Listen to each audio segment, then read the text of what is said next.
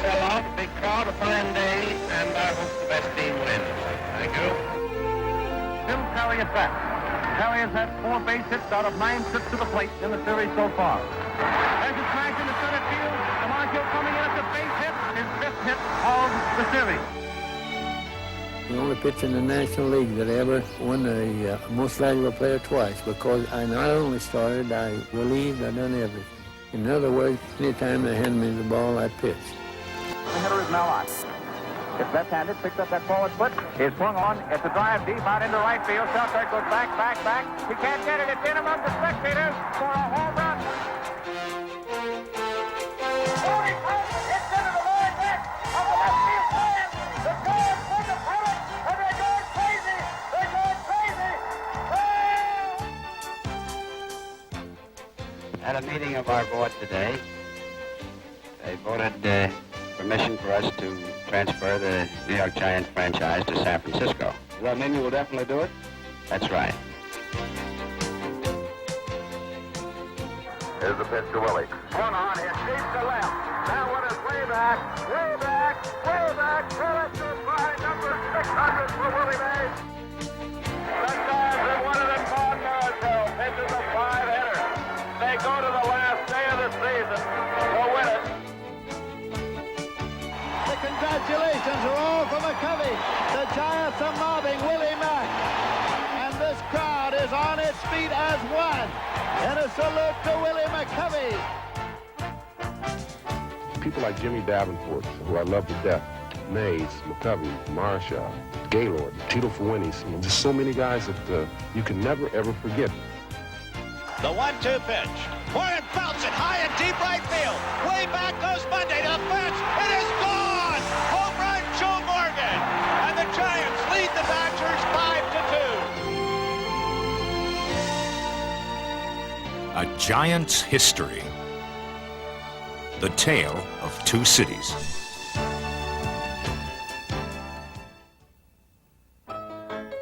New York, 1883. With a population just under 2 million, New Yorkers were about to trade in their bicycles for electric trolleys. The modern age was coming to New York, and with it a wondrous new attraction in the game of baseball. The first professional league was 7 years old when the New York Gothams opened for business in 1883. The team's founders, merchant John B. Day and local sports figure Jim Mutry, who would later become manager, stocked their new club with stars from a defunct team nearby. The Gothams found instant popularity at their new home, a former polo playing field on 110th Street in Manhattan.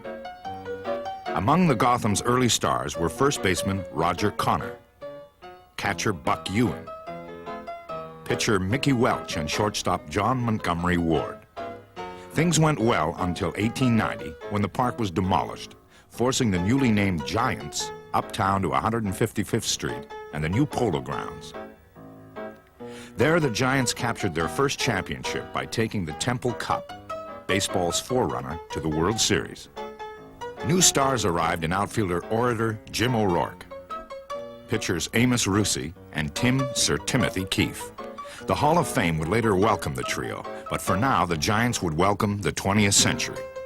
The new era brought new technology, and innovators like Wilbur and Orville Wright seized the future when they launched America's first successful airplane flight in 1903. Meanwhile, in San Francisco, the city lay in ruins after the 1906 earthquake. New Yorkers witnessed history too, the opening of the first subway line, which ran from the Brooklyn Bridge to 145th Street, just blocks away from the Giants and John McGraw. Midway through his first season with the team, McGraw took over as manager, a job he would hold for 30 years. During that time, he would win 10 pennants and make the Giants the most successful team yet, earning himself a fitting nickname, the Little Napoleon. He was hard to play for. He never had a meeting. The only time he had a meeting was when he wanted to get on somebody for something they did wrong. And we had to all stay there and listen. But he was a great manager. His record shows that. Indeed. Decked out in America's latest invention, McGraw's Giants took a victory lap around the Polo Grounds as winners of the 1905 pennant. and after beating Philadelphia, raised their first official World Series victory flag. The series headlines belonged to the Big Six, Christy Mathewson, who was the greatest pitcher of his day. The 25-year-old college graduate shut out the A's 3 times in the series. He would go on to compile the 3rd most wins ever and become one of the game's most enduring heroes. While Mathewson proved everlasting, Iron Man McGinnity proved ever tough, and along with pitcher Rube Marquard and catcher Roger Bresnahan, found immortality in Cooperstown. Immortality also struck Fred Merkle, who would live in infamy for his bonehead play, which cost the Giants the 1908 pennant. Late in the season, with first place at stake, Merkle failed to touch second base on a game-winning hit. Thinking their team had won, Giant fans stormed the field, forcing the game to end in a tie. The season came down to a playoff, but the pennant was not to be had for the Giants.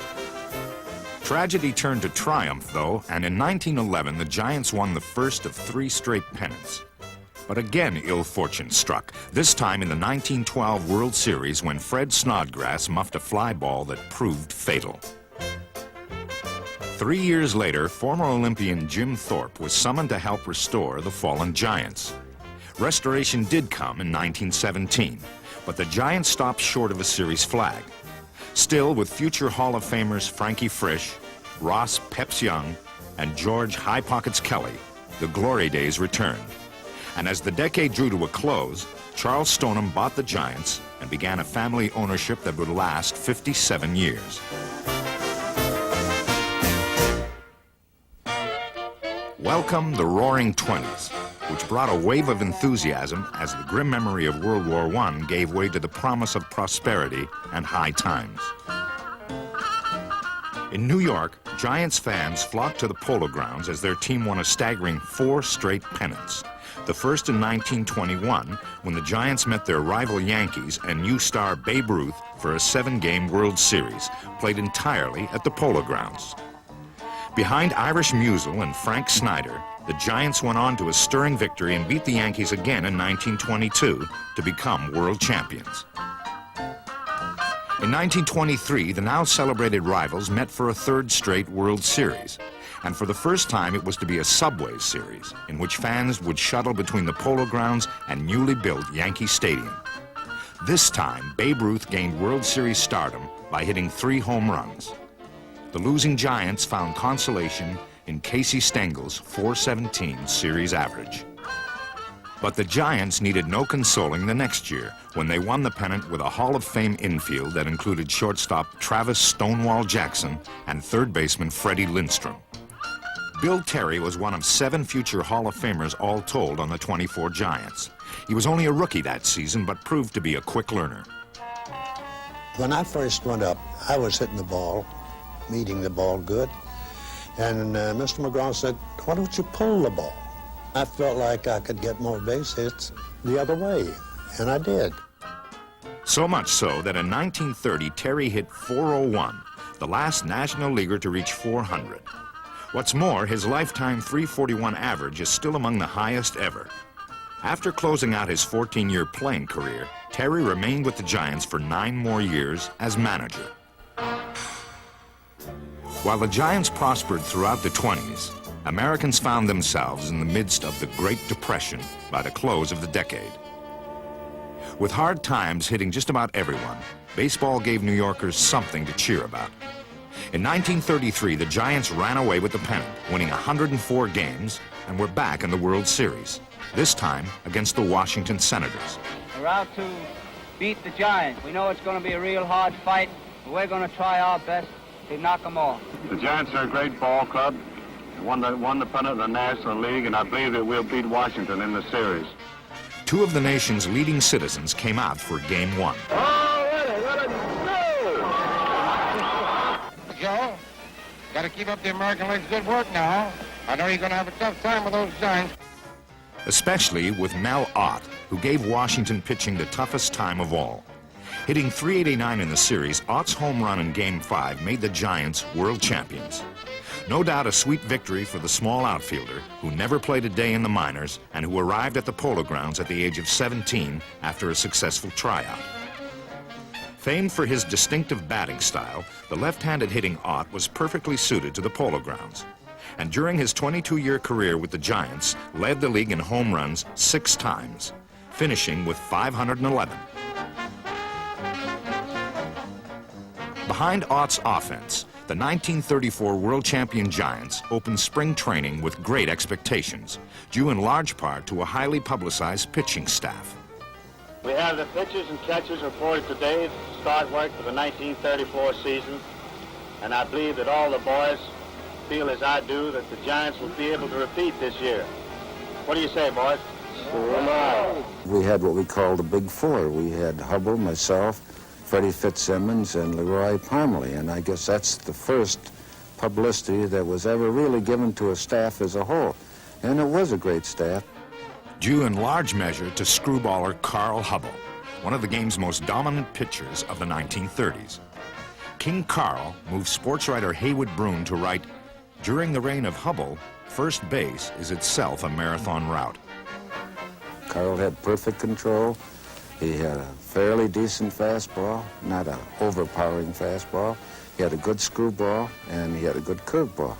And he changed his paces automatically as he went along. To me, Carl's the greatest pitcher that I've ever seen. If there was any particular ball game to win and you needed it, I think Carl was the man to have on your side to win that important ball game. No doubt the National League was glad to have Hubble on its side in the 1934 All-Star Game at the Polo Grounds. For King Carl, this day meant facing a future Hall of Fame lineup that included Lou Gehrig and Yankee teammate Babe Ruth, a supreme challenge to be sure. It had home runs off of pitchers that had better fastballs and better curveballs than I did. And the thing to do is you might show them those pitches, but don't get anything over the plate but the screwball. And that's exactly what we done. Babe Ruth came up in the first inning, and 4 pitches later, Hubble had his first strikeout of the game. What I tried to do was to strike Ruth out. He's the only one I was really trying to strike out, because if I can strike him out, and then Gehrig, if I can keep that ball down low, the breaking ball down low, get him to hit the ball on the ground, I got a chance for a double play, and I can get out of the inning. Instead, Hubble fanned Gehrig, dismissing him on 4 pitches. Next batter, Jimmy Fox, managed a foul tip, but 3 screwballs later, he became victim number 3. Next inning, Al Simmons kept the streak alive, and so did Joe Cronin, thus completing Hubble's remarkable 5 strikeouts in a row. Hubble was brilliant 2 years later when he led the Giants into the 1936 World Series against the Yankees. 6 Yankee regulars hit over 300 that year, including rookie center fielder Joe DiMaggio. Joltin' Joe and company simply overmatched the Giants, beating them that year and the next. By the end of the decade, the Yankees would win a record 4 straight world championships to grab the New York spotlight. Come the 1940s, baseball news gave way to the biggest story of the day, World War II. December 7th, 1941, a date which will live in infamy. The war affected everyone in some way. Back home in New York, it decimated the Giants' lineup, casting misfortune upon the once high and mighty Giants. Training in New Jersey, the team found itself undermanned and dropped into the 2nd Division. Of course, remaining Giants did find ways to contribute to the war effort. By 1946, though, the team was back in full complement. I've been in the Navy for 3 years, and it seems good to get back to this type of uniform. How about you, Ken? Same with me. I'm mighty glad to be back, and this is much better than the Battle of the Bulge. I'll swear to that. Meanwhile, the battle in New York had only just begun, as the Dodgers and Giants found themselves bitter enemies.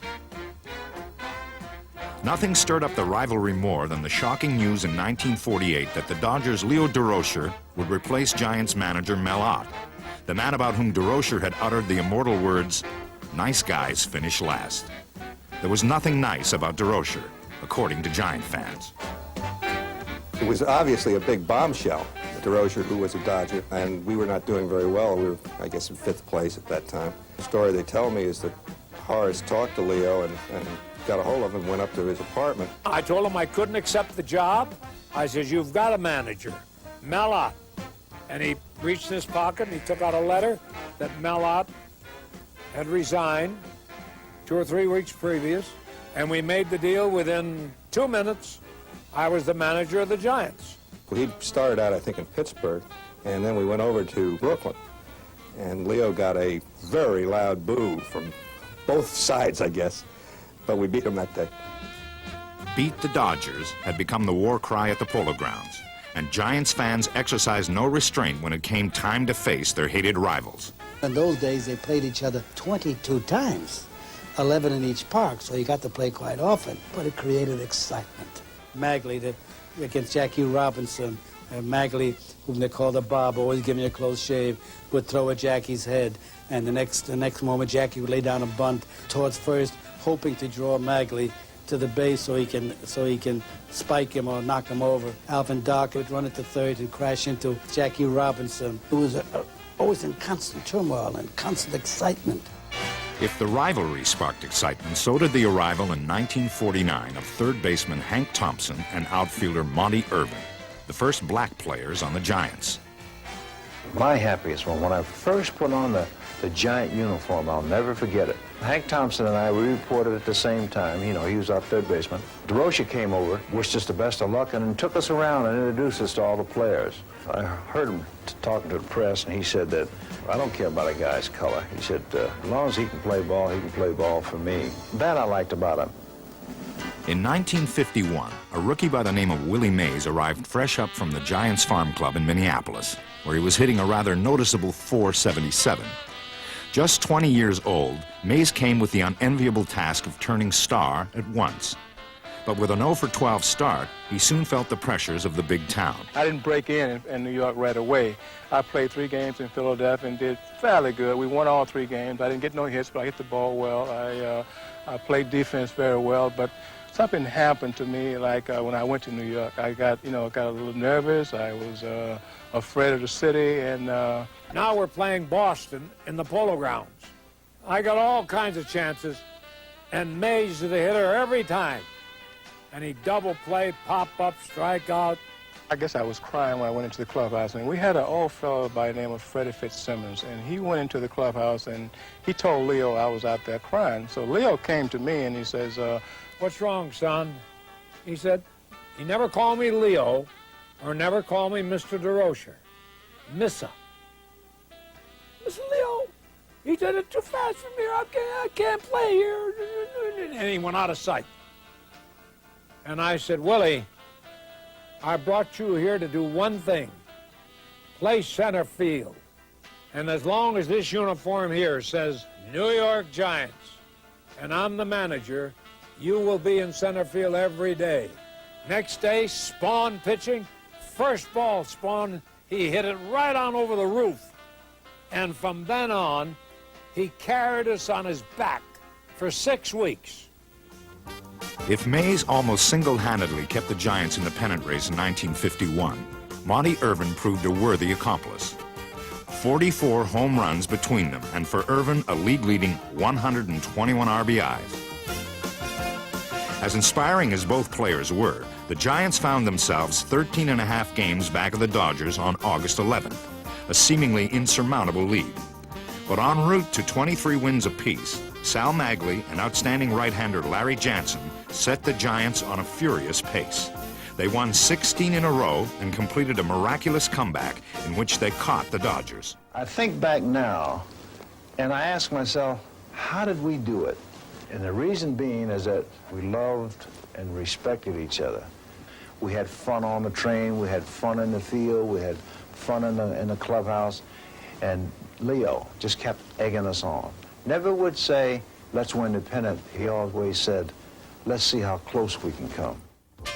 The Giants and Dodgers split the first 2 games of the best out of 3 playoff, and the season came down to one last game at the Polo Grounds. Don Newcombe of the Dodgers against Sal Magley of the Giants.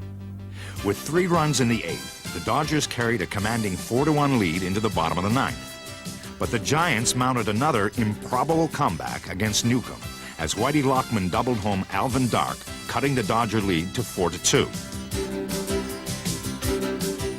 2 on and 1 out, Newcomb departed in favor of Ralph Branca, who came on to face Bobby Thompson.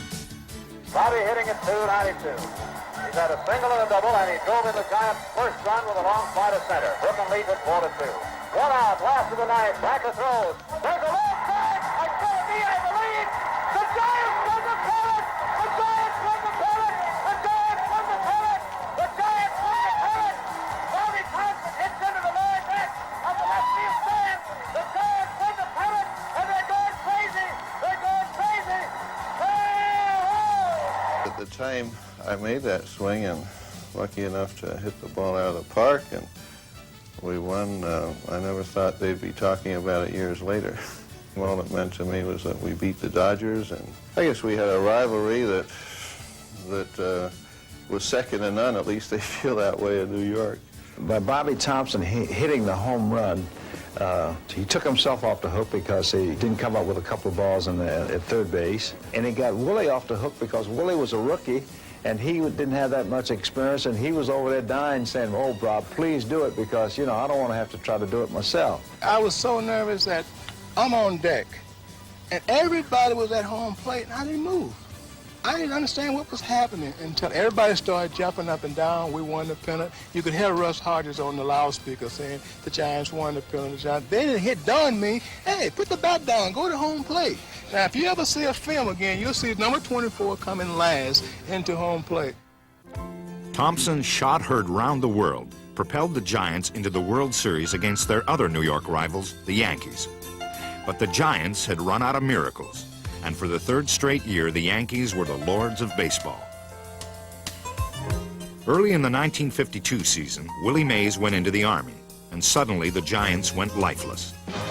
But when Mays came back, he led the Giants back into the pennant race with a dandy supporting cast. Toothpick Johnny Antonelli suddenly blossomed with a 21-7 record, while shortstop Alvin Dark proved to be the Iron Man, playing in all 154 games. Behind Hank Thompson's 26 home runs, the Giants' infield boasted considerable punch. A splendid cast, to be sure. But that season, Willie Mays was even better than before.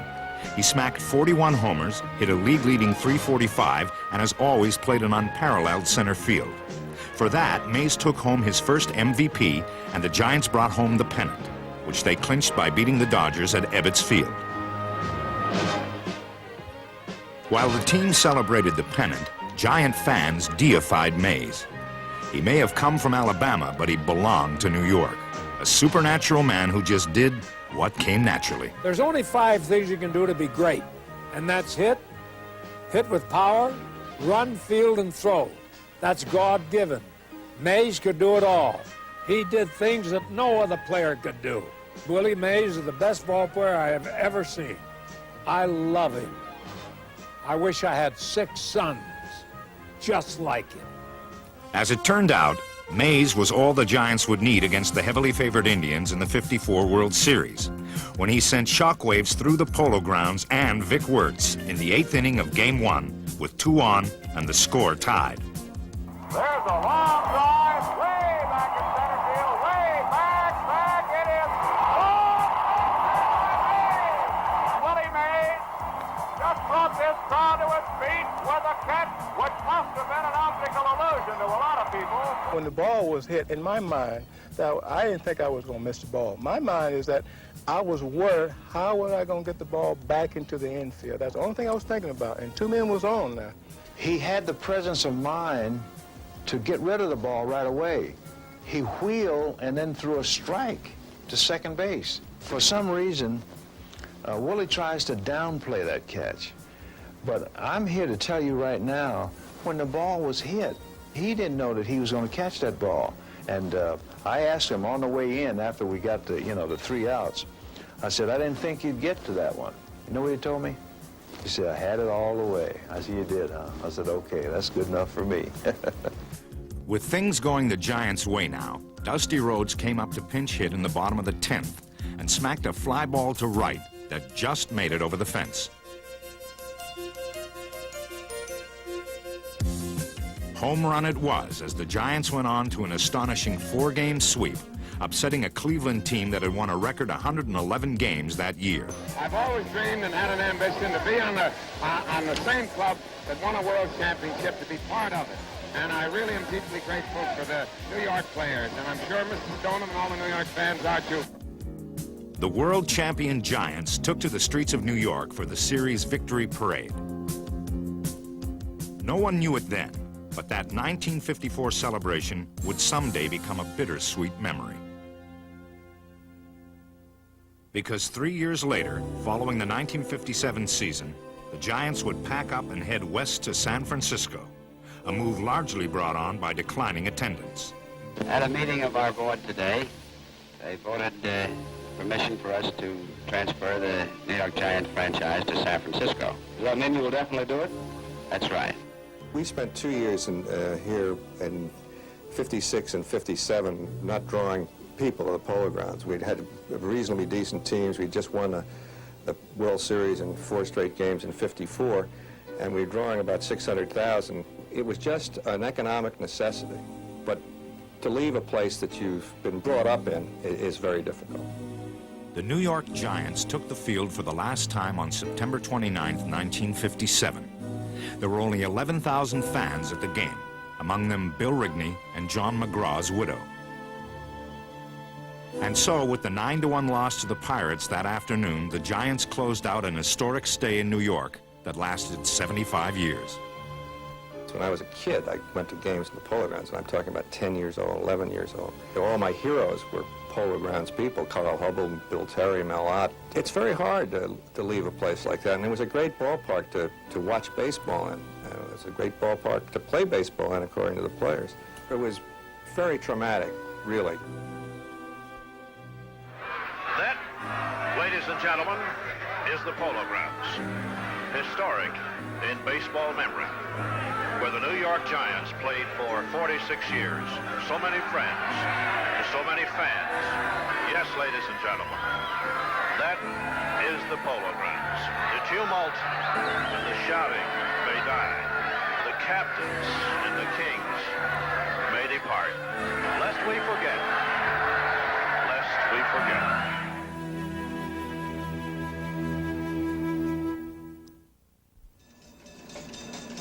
The Giants made the trek west in 1958 and discovered a city eagerly awaiting their arrival. San Francisco, open your golden gate. You let no stranger wait outside your door.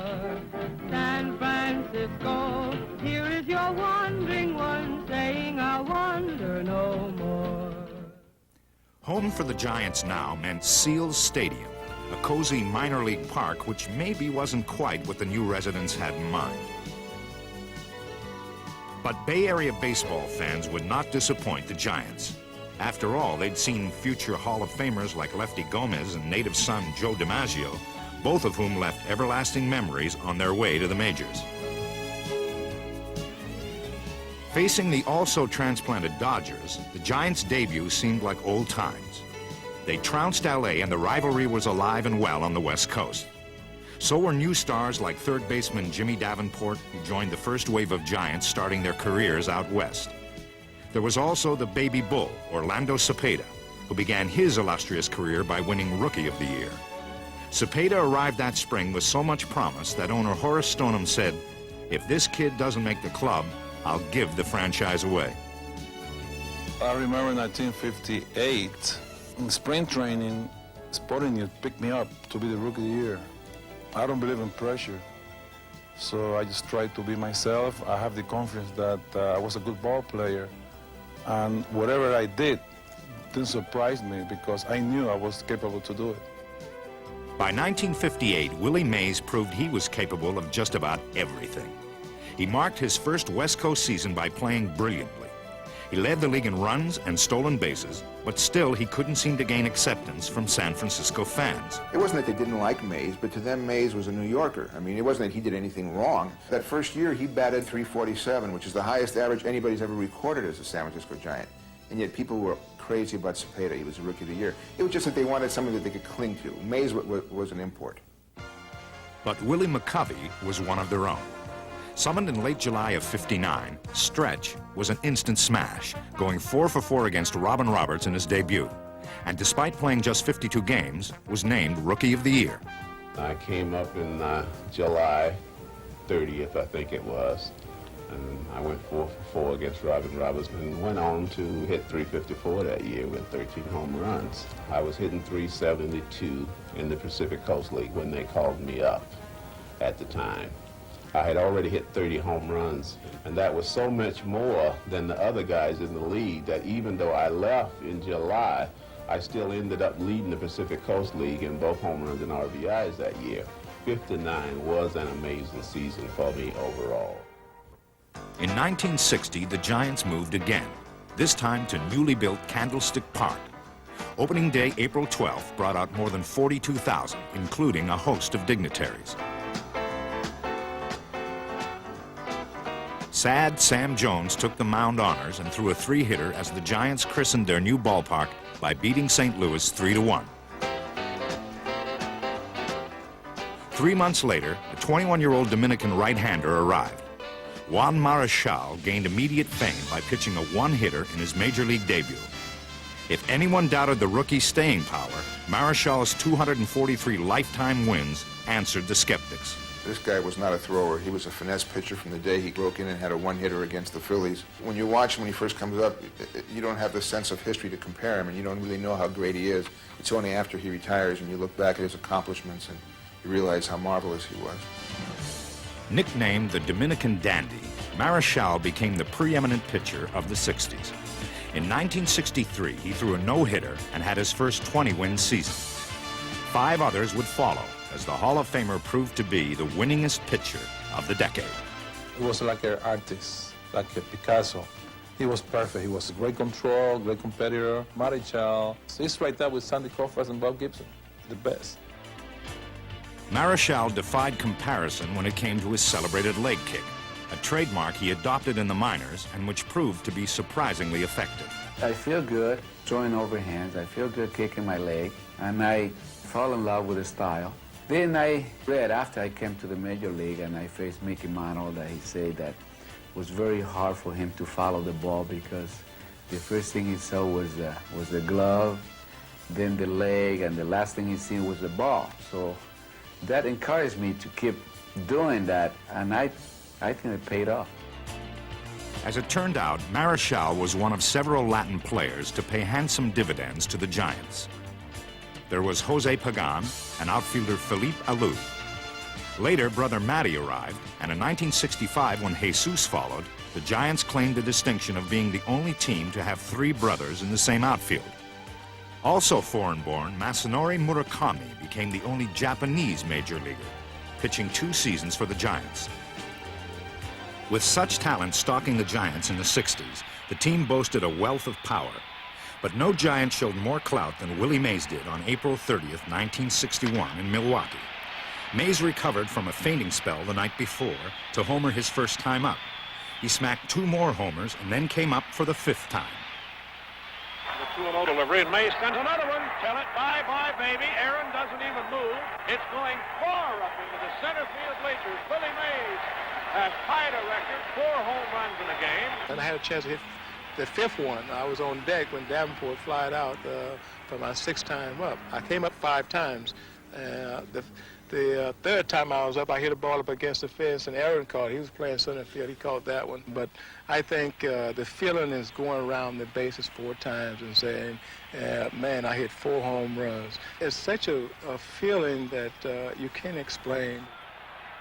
Giants pitcher Stu Miller was hard-pressed to explain his experience in the 1961 All-Star game at Candlestick Park.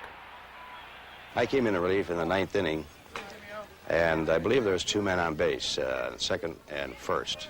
And the wind was blowing very hard at the time, and an extra gust of wind came along and just moved me about 3 or 4 inches. I just waved. But the headlines the next day in the paper were Miller was blown off mound. In 1962, winds of great fortune helped the Giants mount a stirring comeback. In mid-September, Jack Sanford notched his 16th straight win, but the Giants trailed the Dodgers by 4 games. The exhausting pennant race caused Willie Mays to collapse during a game in Cincinnati. Still, he racked up 49 home runs and 141 RBIs as he pulled the Giants through yet another improbable comeback, which they capped off by beating the Astros to pull within a half game of the Dodgers on the last day of the season. Then came the agonizing wait for the outcome of the Dodger-Cardinal game. If the Dodgers lost, they would have to meet the Giants in a playoff to decide the pennant. Simmons checks with the rosin bag and fiddles around.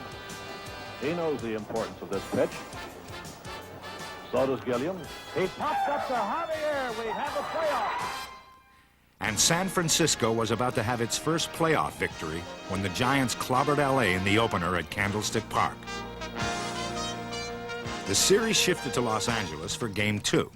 There, the Dodgers snapped out of a dreadful slump to come from behind with 7 runs in the 6th inning and eventually win the game in the bottom of the 9th, setting up one last chance for both teams and bringing back memories of the '51 playoff.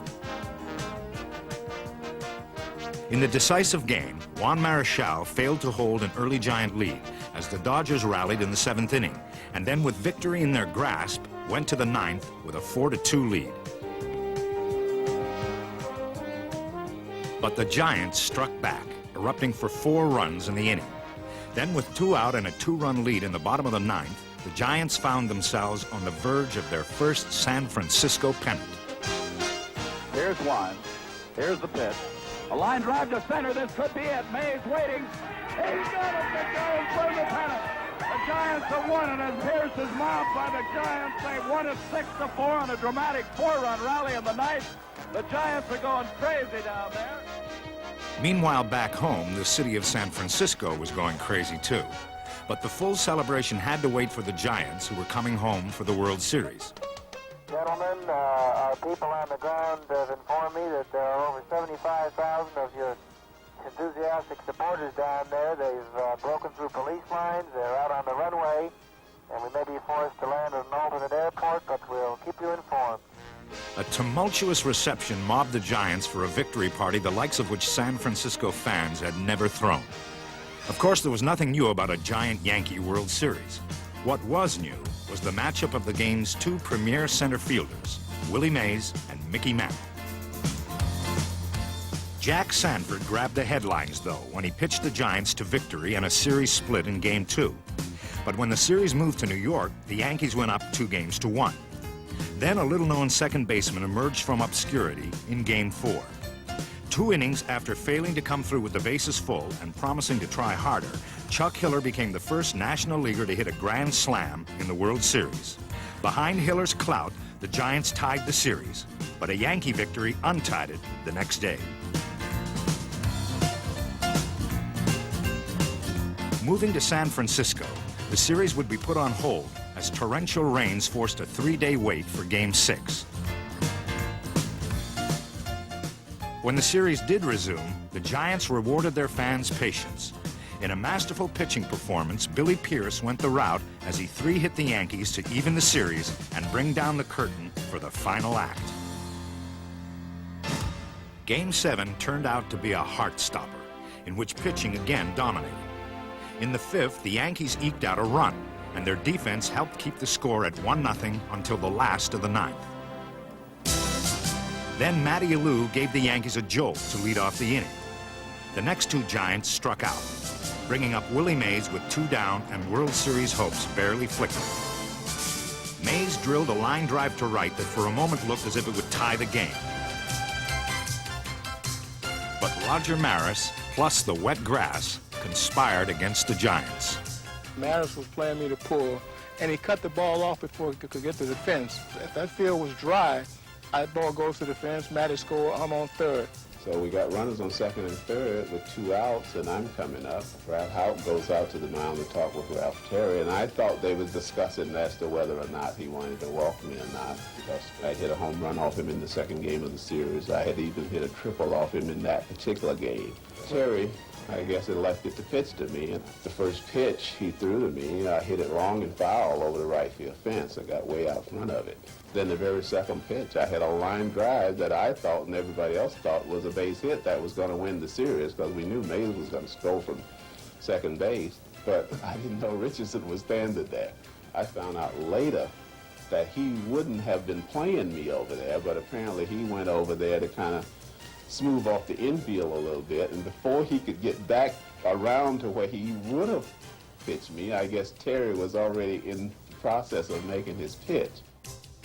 As it turned out, the '62 series would be the last for the Giants, who would gaze at the triumphant Yankees, filled with so much to if about.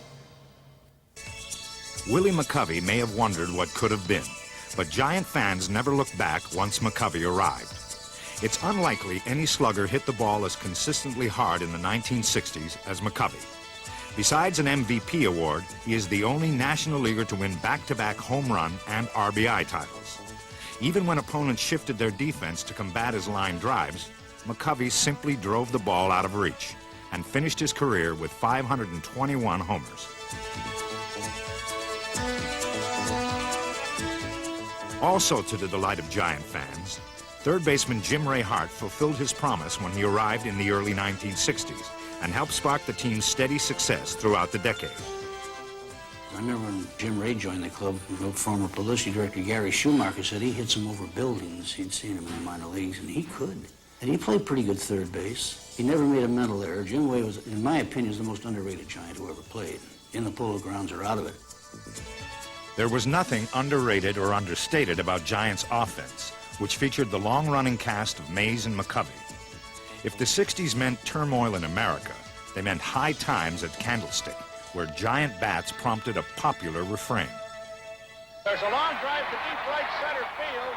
Way back it goes, and tell it bye-bye, baby! When the Giants come to town, it's bye-bye, baby. Every time the chips are down, it's bye-bye, baby. Bye-Bye Dodgers proved an equally popular theme in San Francisco, where the once New York rivalry continued to thrive. The rivalry started way before we got to the ballpark. This is what a lot of people don't realize. I mean, you felt the tension when you arrived at the airport when you played that team, because even the sky caps at the airports, they was all wrapped up into the rivalry. So you start getting a taste of it then, and of course it carried over when you got to the hotel and naturally on over to the ballpark. So the tension was just there all the way. The rivalry may have enjoyed its greatest popularity in the 60s, when stars on both sides gave rise to memorable confrontations. Willie Mays, for instance, reached one milestone against the Dodgers in 1962, when he collected the 2,000th hit of his career. In 1966, Orlando Cepeda's career with the Giants ended when he was dealt to St. Louis. A year later, Mike McCormick returned to the Giants and went 22-10 to lead the league in victories and become the only Giant pitcher ever to win the Cy Young Award. It took only 1 hour and 40 minutes for Gaylord Perry to enter the record books on September 17, 1968, against the Cardinals at Candlestick. I was out there just trying to, keep the game close and hoping that I could win. And Ron Hunt, the first inning, hit a home run, and someone jokingly said, "Well, that's your run, hold it." And so things just kind of fell in line. I had a few strikeouts, and it was just a game I never forget. Now the windup and the pitch to play. Strike three called. It's a no-hitter for Gaylord Perry. Gaylord Perry gets his name in the record book with the second no-hitter in the history of the San Francisco Giants. By mid-July 1970, Willie Mays would punctuate his Hall of Fame career with two more milestones. Here's the pitch to Willie. Swung on, hit deep to left. That one is way back, way back, way back. Left by number 600 for Willie Mays and the bye-bye baby bonanza. And the Giants come to home plate to greet him. Number 600 for Mays. He hit it over the 370-foot mark. 0-2, Wegener delivers. Mays hits it in the left field. There goes number 3,000. Willie Mays hits his 3,000 base hit. Mays would, of course, continue to collect the trophies of a brilliant career. 2 MVP awards in all, and Player of the Decade for the 1960s. But even more, Mays gave the fans a true working-class hero whose boundless enthusiasm mesmerized the public and made him a legend while still in the game. Got an arm like DiMaggio, runs like Cobb. Could this be Speaker back on the job? Makes lippy-dippy with his magical plays. Say hey, Willie Mays. He runs like a rabbit, sly as a fox. Got home run habits in the batter's box. He belts that ball and say hey, it's over the fence and far away. Say hey! Say who? Say Willie. Say hey. Say who? Swinging at the plate. Say hey. Say who? Say Willie. That giant kid is great. That giant kid is great. Although Mays would have no equal, his departure in the early 70s gave way to Bobby Bonds and a host of comparisons. It was said this outfielder could hit with power, run, throw, and field, the very same virtues given to the man he was replacing. It made me believe in myself quite a bit, because when you're compared to an individual like that, all it does is motivate you. I know that in the past, other ball players believed that they were going to be Willie, and they didn't work to achieve some of the things that they should have achieved. Myself, it was a big compliment, and I guess it kind of pushed me, because I felt that if people believe that in me, I should be able to believe that in myself.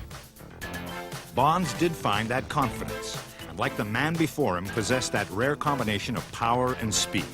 5 times he collected more than 30 steals and 30 home runs in the same season.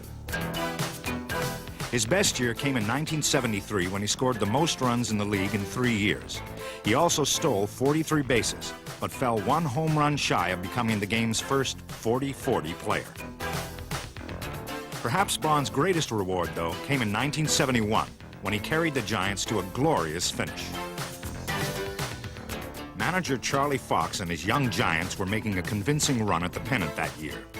Second baseman Tito Fuentes helped spur on the team with his flashy play. Rookie shortstop Chris Spire also played a key role, especially when the Giants nearly threw their lead away down the stretch. Left fielder Ken Henderson supplied 15 home runs, while a rookie named Dave Kingman hit a grand slam in his first start in July. On the last day of the season, he delivered a crushing blow against the Padres. Then, with 1 pitch away, the division crown rested on Juan Marichal, who had picked up the faltering Giants down the stretch. The ground ball is short, this could be it. Spire has it. He takes his time. He throws the Giants have won it. The Giants have won it, and it's a madhouse at the mound as you can expect. The Giants have won it, and Juan Marichal pitches a 5-hitter. They go to the last day of the season to win it. The tumult and the shouting died quickly, though, as the Giants lost the playoffs. The following season, in 1972, the long affair between Willie Mays and the Giants ended when Mays was traded to the Mets. There would, of course, be life after Mays. Proof of that came from Ron Bryant, who went 24-12 to lead the league in wins in 1973. Ed Halicki was the picture of success in 1975 when he no-hit the Mets. The same year, rookie John Montefusco showed a knack for making promises and then keeping them. Of course, no one could ever be sure just what the count would say or do. Like the next season when he made Giants history in Atlanta. After the 5th inning, I kind of knew I was going to throw a no-hitter. When I was in the dugout, people weren't even coming near me or saying words to me or anything. And I was getting up and going confronting these people, saying, hey, I got a no-hitter going. Yeah. And they would just walk away from me. And as the game went on, I got stronger and stronger. And when I went out there for the 9th inning, I knew right in my mind nobody was going to touch me that last inning. And I threw the no-hitter. 2 down, bottom of the 9th. Here's the 1-2 pitch. Swung on, fly ball right. Mercer's going to catch it. Montefusco's got a no-hit, no-run game. Count Montefusco. Look at him out there on the mound. Giant fans were also on the lookout for 2 up-and-coming stars in the outfield. There was the dashing Gary Maddox, who preferred to let his actions do all the talking. As for left fielder Gary Matthews, he proved to be a fitting complement, as well as a man given to a more chatty nature. Bases loaded, we got no outs. That'll do it, won't it? That'll score Bobby. When we got Gary Matthews and Gary Maddox, and the three of us start playing the outfield, in my opinion, even today, that's the fastest outfield that I've ever seen assembled. We used to have little bets between us, like I would tell Matthews there'll be more balls get to the left center field fence than there will get to the right center field fence. So we kind of took a pride in our speed. And, you know, they were there before Mays left. And when Willie left the Giants, I remember was the one thing he told me, he says, you take care of these young kids. And I tried to tell them the things that Willie had told me. We were all in our 20s, and unfortunately, we were all traded.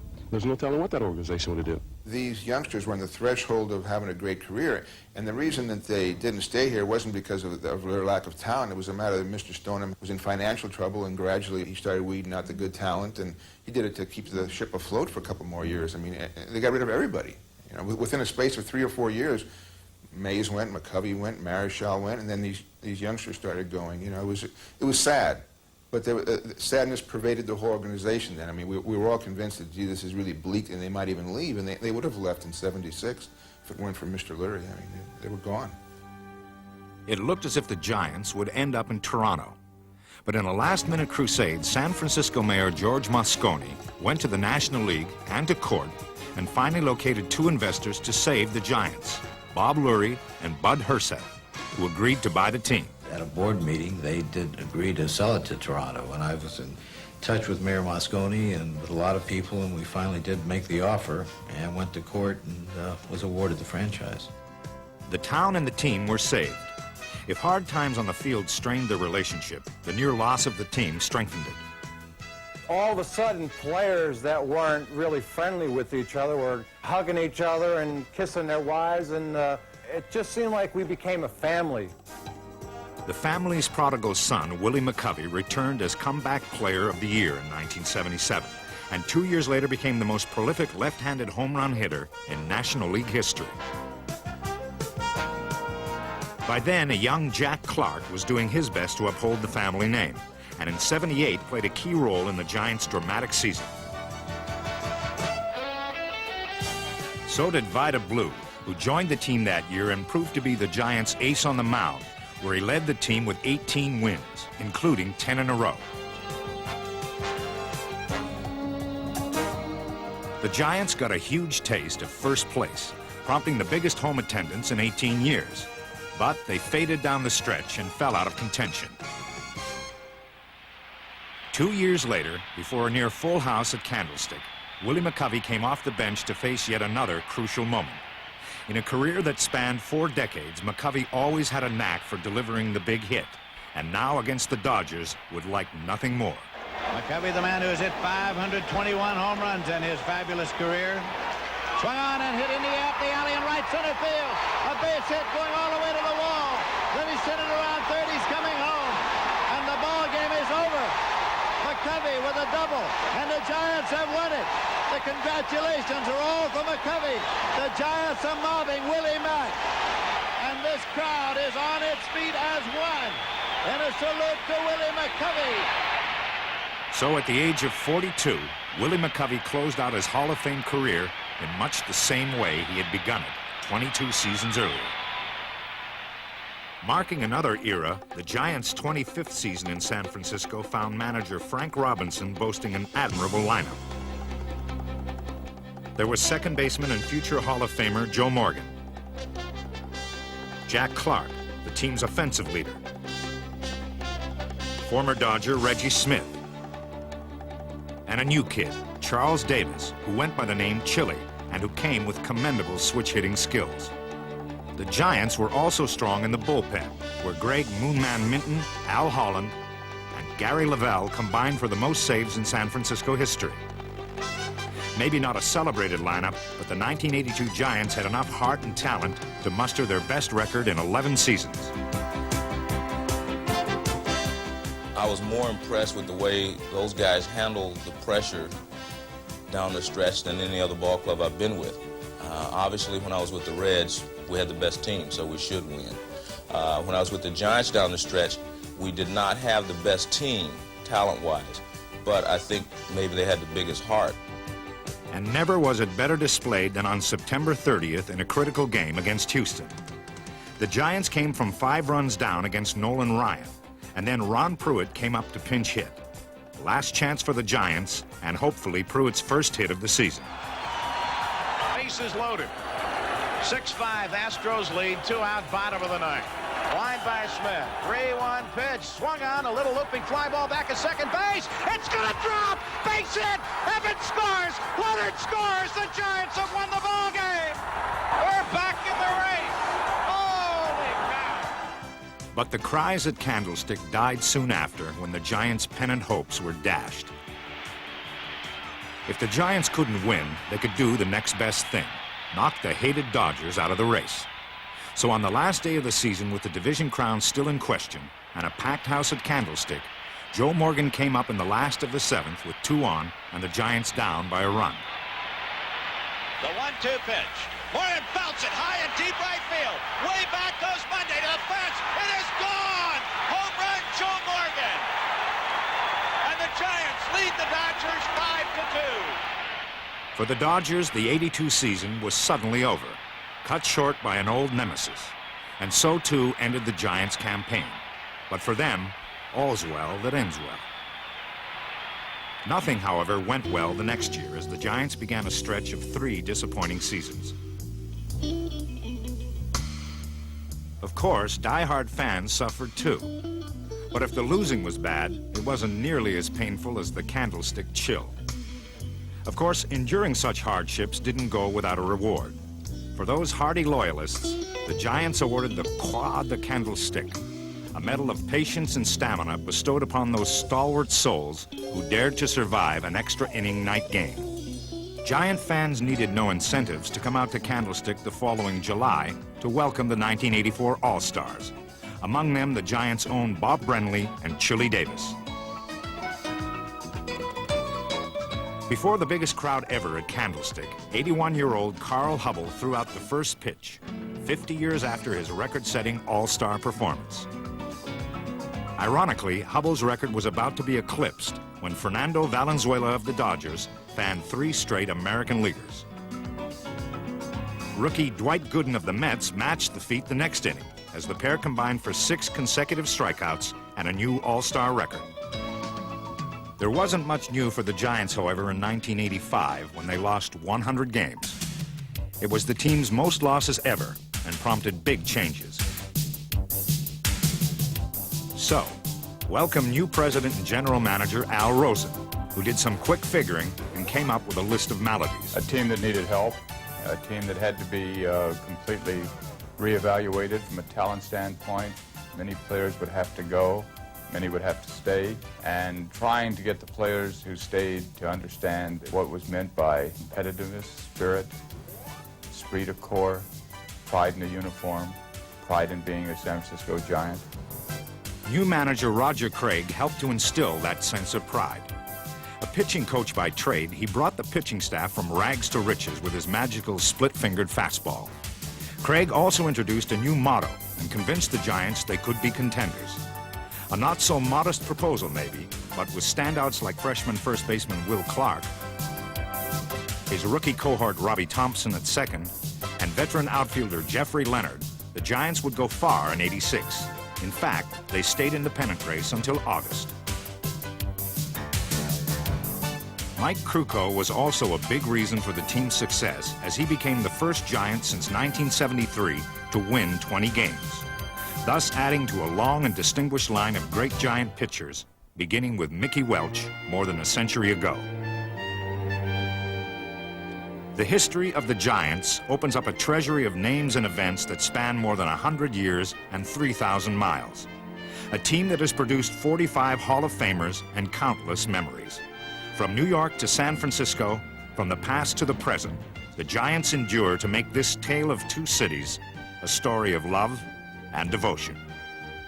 I just couldn't understand names, and I would say hey, Eddie Stanky, whatever name was, Monty, say hey, Monty. And all the writers around there, they began to say, that go to say hey, kid. I probably had the greatest seat in baseball for 14 years, hitting fourth behind Willie Mays and watching him hit from the on-deck circle. Now the 2-2 pitch to McCovey. Drive to deep left field. Back goes Crawford, still going back. It's gone! A grand slam home run! McCovey with the 14th Grand Slam of his Major League career. When I was inducted to the Hall of Fame, that was the biggest thrill of my life. Hit deep to left. Way back, way back, way back, way back. A grand slam. There's no other team in baseball that I would rather beat than the Los Angeles Dodgers. If I was probably a New York Giant, there'd probably be no team that I'd rather beat more than the Brooklyn Dodgers. Here's Bobby waiting. Franklin throws. Bobby swings. Nice ball to right there on the left.